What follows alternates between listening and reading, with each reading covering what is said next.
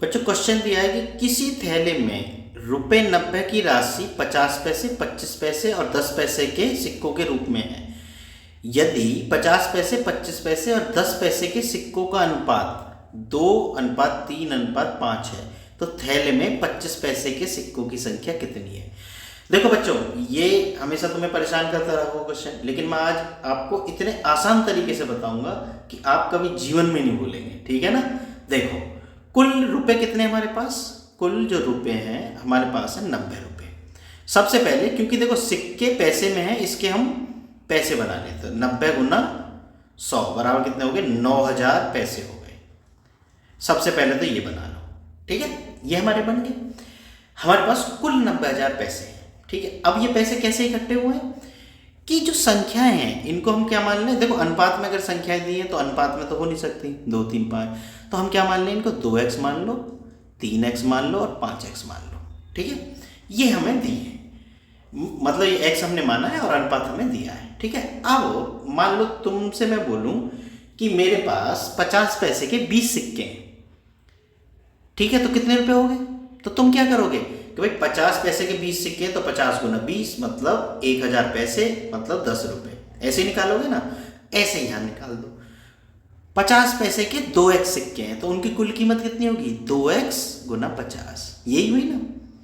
Plus ऐसे ही जो next है 25 पैसे, उसकी संख्या कितनी है, 3x। ठीक है, बात समझ में आ गई। तो 3x गुना 25, उनकी कुल कीमत ये आ गई। मतलब 25 पैसे के जो सिक्के हैं ना, वो कुल इतने रुपए हैं या इतने पैसे हैं। ठीक है, जैसे मैंने ये बताया तुम्हें। ठीक है, प्लस ये 5 है, 5x, तो 5x गुना 10।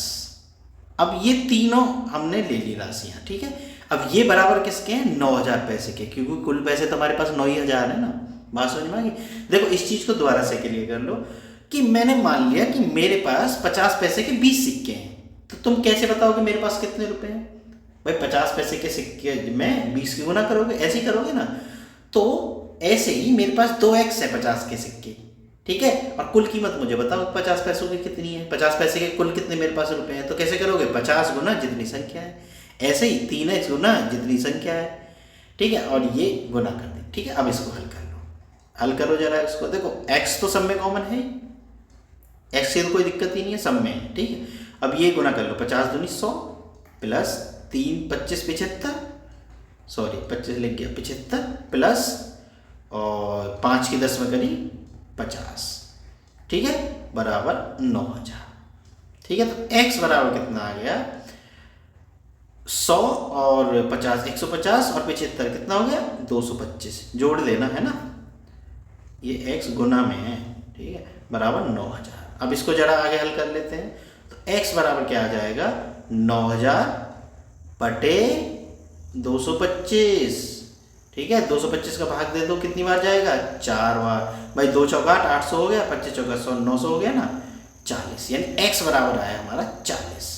अब वो क्या कहता है, अब वो ये कहता है कि भाई जो 25 पैसे के सिक्के थे ना, उनकी संख्या बताओ। तो 25 पैसे के सिक्कों की संख्या कितनी है, देखो जरा, 25 पैसे की 3x है ना, बीच वाले थे ना 25 पैसे, इनके सिक्कों की संख्या 3x है। तो 3x है इनके सिक्कों की संख्या। x का मान हमने कितना निकाला है, 40, तो कितनी होगी, 120। बात समझ में आई ना, हो गया ना कितने सिंपल तरीके से।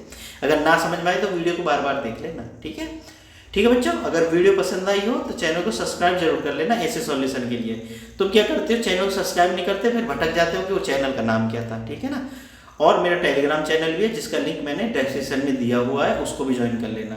उस पर मैं नोट्स उपलब्ध कराऊंगा मैथ वगैरह के। ठीक है, ठीक है बच्चों, मिलते हैं फिर नेक्स्ट वीडियो में।